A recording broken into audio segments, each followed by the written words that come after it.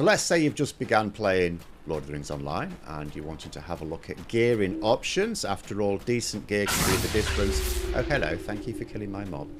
Can make the difference between having an easy time of it and a much tougher time. And in a lot of games, do you know what? You just level up. The leveling is an advanced tutorial and you don't really worry too much about it. You just take what gear you can find. Lord of the Rings Online, actually, even during the leveling process, right from the beginning all the way through to level cap, gives you multiple options that are in line with the way you might like to level. You have multiple options for gearing, so let's go over some of them. The most obvious one, of course, is questing. You're going to be doing that anyway. So you're going to be getting the questing gear whether you're chasing it or not. It's the most natural. Pros and cons to it, obviously, depending on which quest you take. You might, in a span of 10 levels, get 3 different upgrades to your hat, and you might get no upgrades at all to your boots.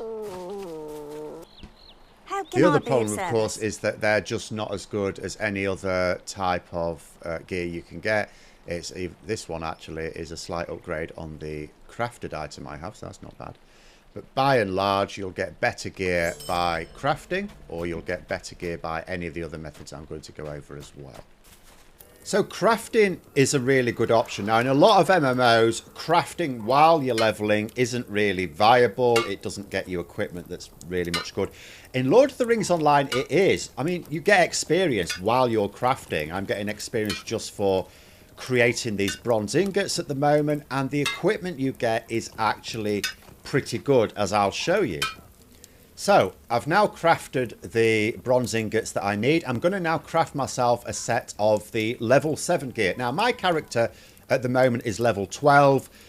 It's taken me this long to get the copper without massively going out my way. When I've come across copper nodes, I've been prospecting those.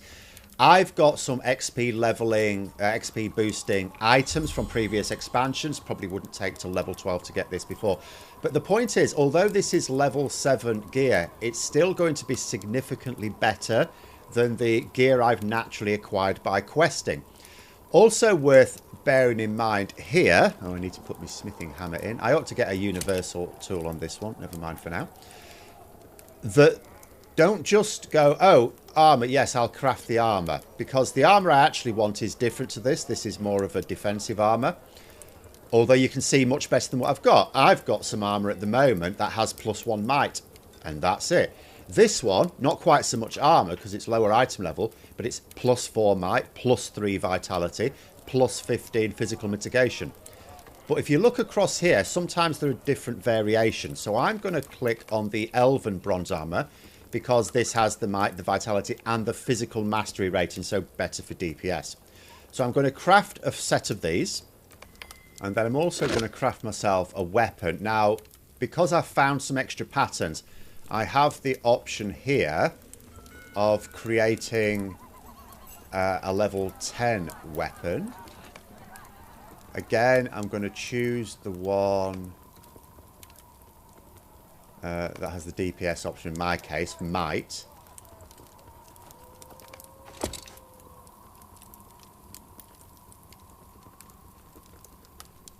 I would have the option if I wanted as a two-handed weapon. I could go for that, but I like dual wielding. So I'm also still going to make myself a level 7 one. No, well, I'll just make 2 of these. 2 of these.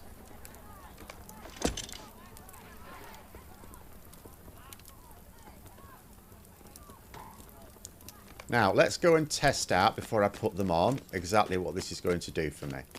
So, I've spotted a couple of level 12 bears, so this will be a good test. So, we'll attack this one, first of all, with my questing gear. There we go. Now, let's put on the new clobber.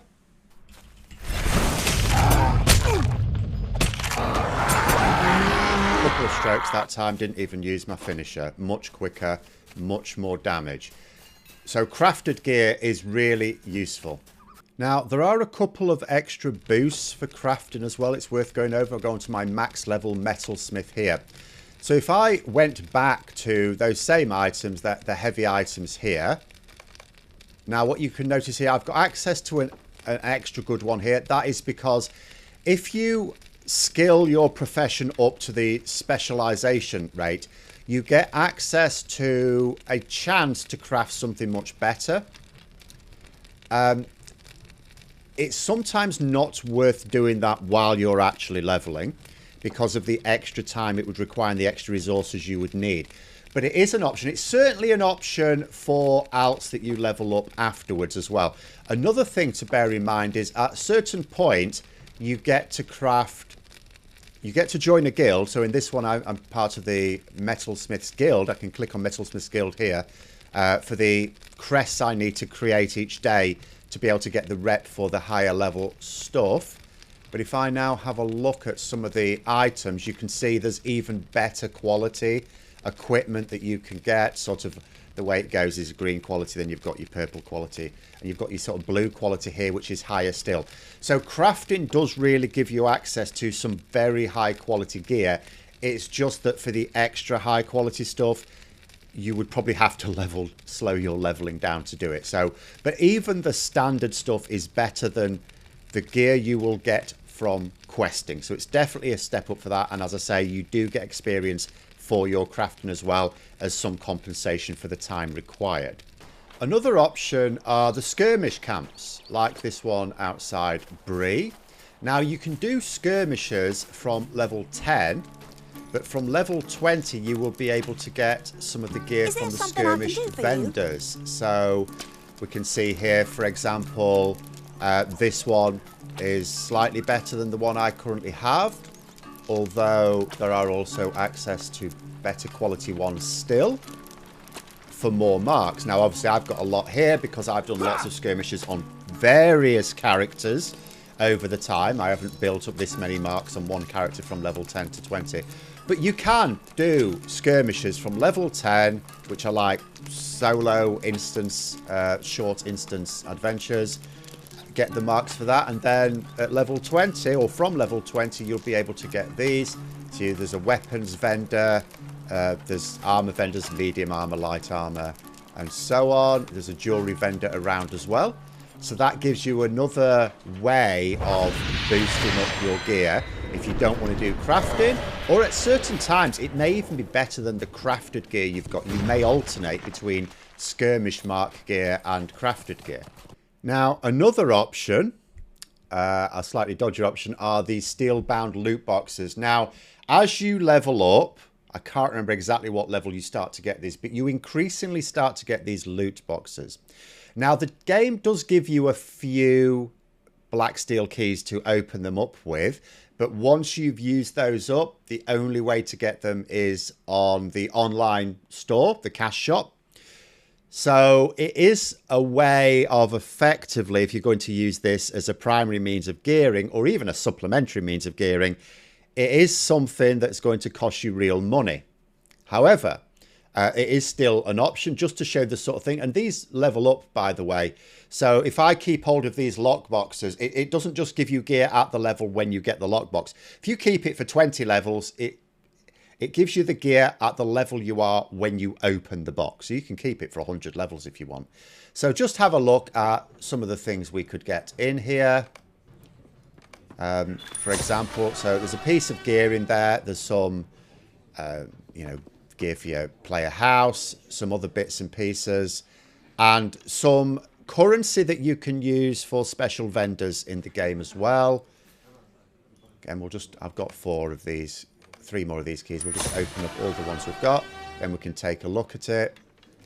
I can straight away see I've got a piece of gear there I can't even use on this character, but it is account bound, so until you use it, it's bound to your account. So you could give it to another character, put it in your shared area, and that's fine.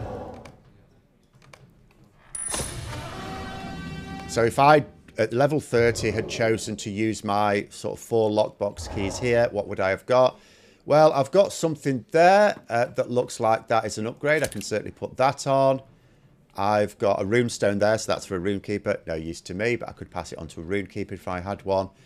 I've got something there, which again, more to do with outgoing healing. It's also got tactical mitigation, so more defensive, but less will. So I'd maybe think about that one, maybe not. And we've got something there that's definitely an upgrade, so I could use that as well. And something there that I could use for player housing. I've got, oh, Mushroom Hunter's Frog. I get a pet out of it as well as some healing potions and whatever the hell that is. More player housing stuff as well. So, oh, there's something I've missed there. Oh no, I'd already seen that. So I've got 2 upgrades out of it, out of using 4 keys. When you buy them on the online store, you get you buy 5 keys at a time. It's one way you could gear up if you were prepared to splash the cash a little bit. It is quite random, of course, as well. So there we go. That's 3 different methods of gearing up that you can do solo leveling, aside from simply accepting the quest loot that monkeys like this will offer to you. Let me know what you think in the comments below. Thanks for watching. Hope you enjoyed the video. Please click the like button and subscribe on the way out. And until next time, I'll see you later.